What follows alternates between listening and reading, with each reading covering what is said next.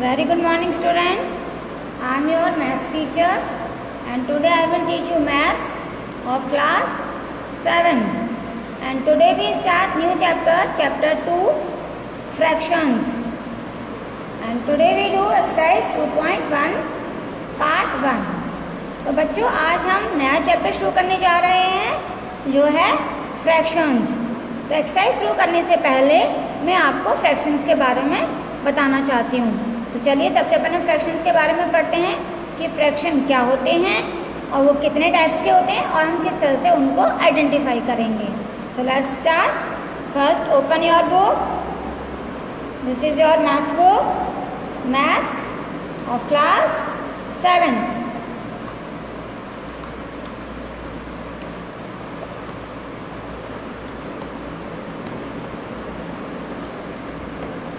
Chapter number 2 fractions. देखो बच्चों, fractions is written in the form of a upon b and where a is numerator and b is denominator and the condition is b is not equals to 0। यानी कि जो बच्चों fraction होता है वो हम अपॉन की फॉर्म में लिखते हैं, जैसे a upon b, और जो b हमारा डिनोमिनेटर है वो कभी हमारा 0 नहीं होना चाहिए। ऊपर 0 हो सकता है बट नीचे 0 नहीं होना चाहिए और हमेशा वो अपॉन की फॉर्म में होगा, उसे ही हम फ्रैक्शन कहते हैं। ओके, अब हम पढ़ते हैं काइंड्स ऑफ फ्रैक्शन यानी टाइप्स ऑफ फ्रैक्शन। देखिए आप बुक में ही देख लीजिए kinds of fraction. First type is proper fraction. Proper fraction बच्चों कैसा होता है, हम कैसे आइडेंटिफाई करेंगे? The fraction in which the numerator is less than denominator is called the proper fraction. देखिए जो न्यूमरेटर है वो डिनोमिनेटर से लेस यानी छोटा होता है। देखिए 2/5 है, 5 जो 2 है वो 5 से छोटा है। इसी तरह से 5/7 है, 5 हमारा 7 से छोटा है, यानी कि जो ऊपर का नंबर होता है यानी कि न्यूमरेटर वो डिनोमिनेटर से छोटा होता है, उसे हम प्रॉपर फ्रैक्शन कहते हैं। समझ में आ गया?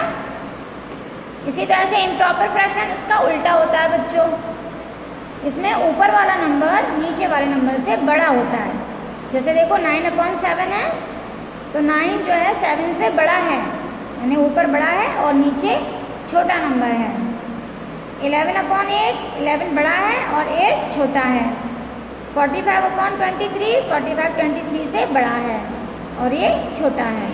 यानी तो इम्प्रॉपर फ्रैक्शन ऊपर वाला यानी कि numerator is greater than denominator, तो ये हमारा इम्प्रॉपर फ्रैक्शन होता है। अब डेसिमल फ्रैक्शन। डेसिमल फ्रैक्शन बच्चों उन्हें हम कहते हैं जब डिनोमिनेटर में 10, 100, 1000, 10,000 इस तरह के नंबर आते हैं, तो इनको हटाने के लिए हम ऊपर डेसिमल लगा देते हैं, तो ये हमारे डेसिमल फ्रैक्शन। क्योंकि सब में देखो 1 के साथ ही 0 होना चाहिए, डिजिट नहीं होनी चाहिए, तो ये हमारे डेसिमल फ्रैक्शन होते हैं। Simple fraction. The fraction having denominator other than multiples of 10 are called the simple fraction.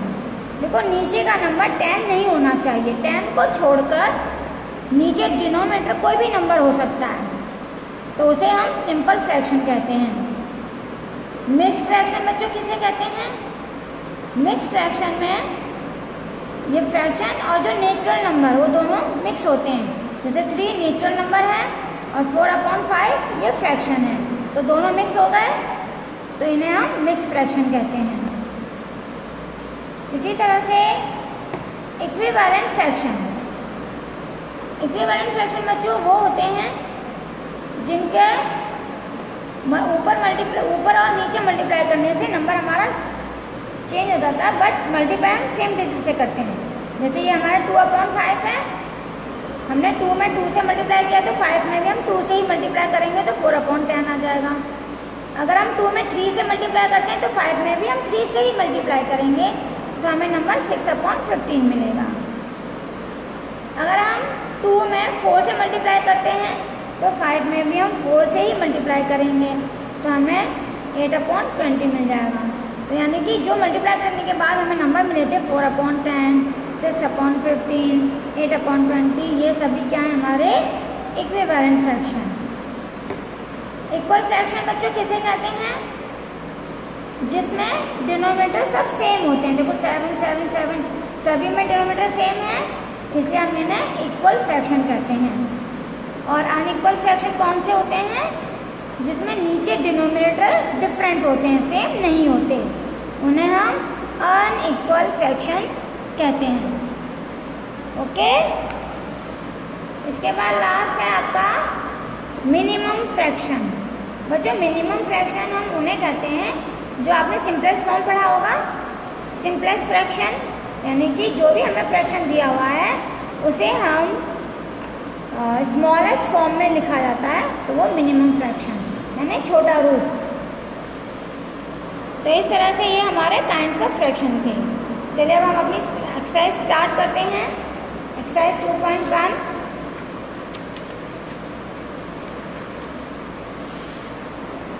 Exercise 2.1 page number 17। First question है change the following fractions into equal fraction. Equal fraction मैंने अभी आपको बताया कैसे होते हैं, जिनमें डिनोमिनेटर सब सेम होने चाहिए। जिस देखो यहाँ पे 12, 8, 4, 20 ये सब डिफरेंट हैं, हम इन सबको सेम बनाना है। तो सेम हम किस तरह से बनाएंगे, यानी सभी डिनोमिनेटर में एक ही नंबर होना चाहिए। तो देखिए किस तरह से करेंगे हम।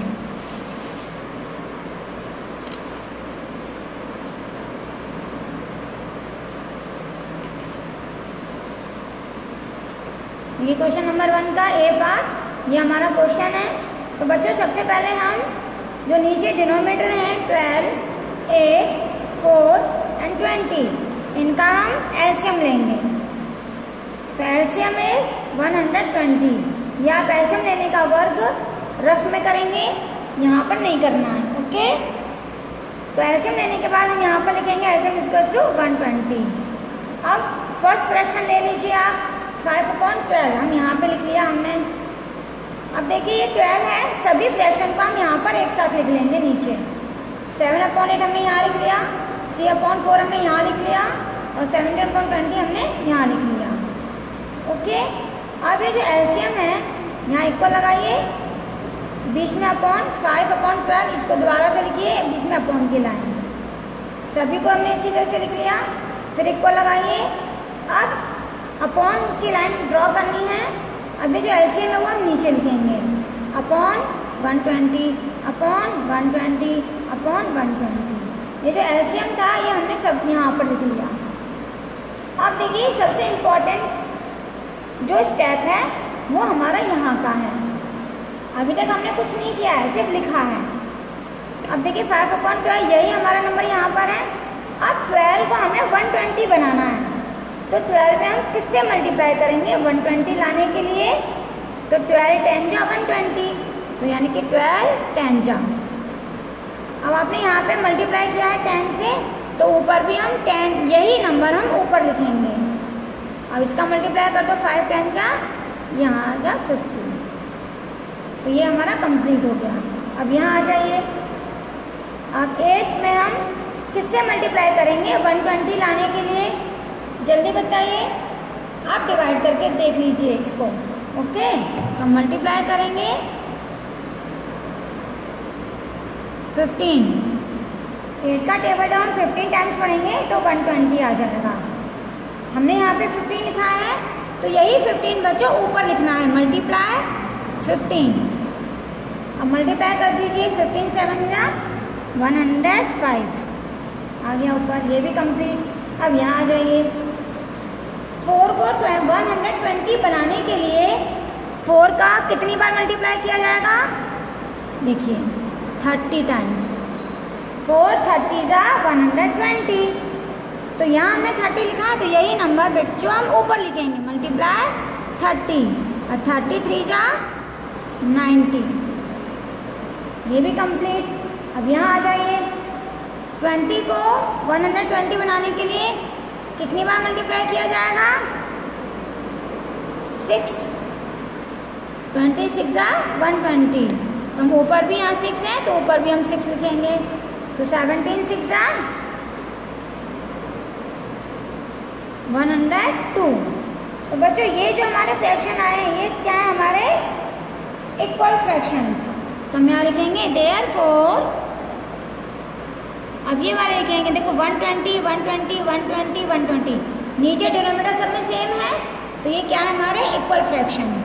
सो राइट हियर 50/120 कॉमा, फिर 105/120 कॉमा, फिर 90/120 comma and 102/120 are equal fractions.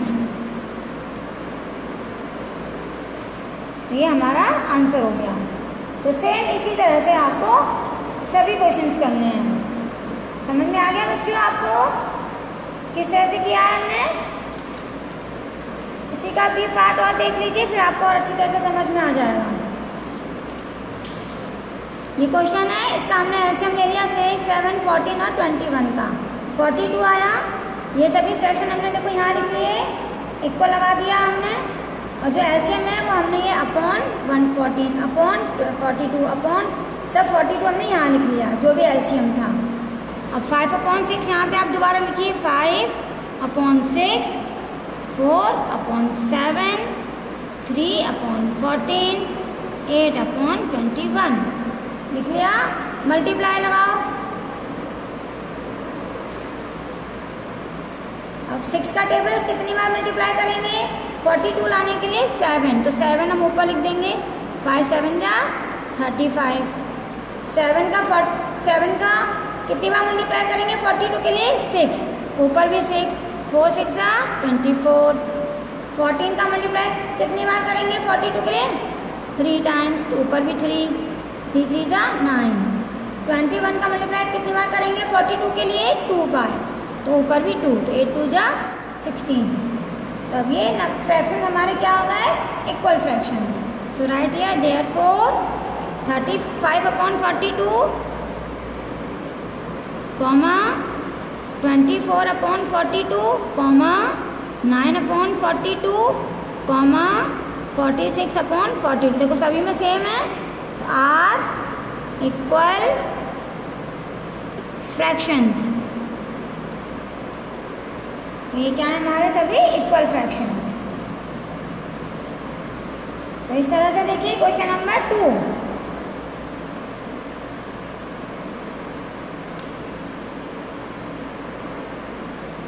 तो आज हम इसी इतना ही करेंगे क्वेश्चन नंबर 1।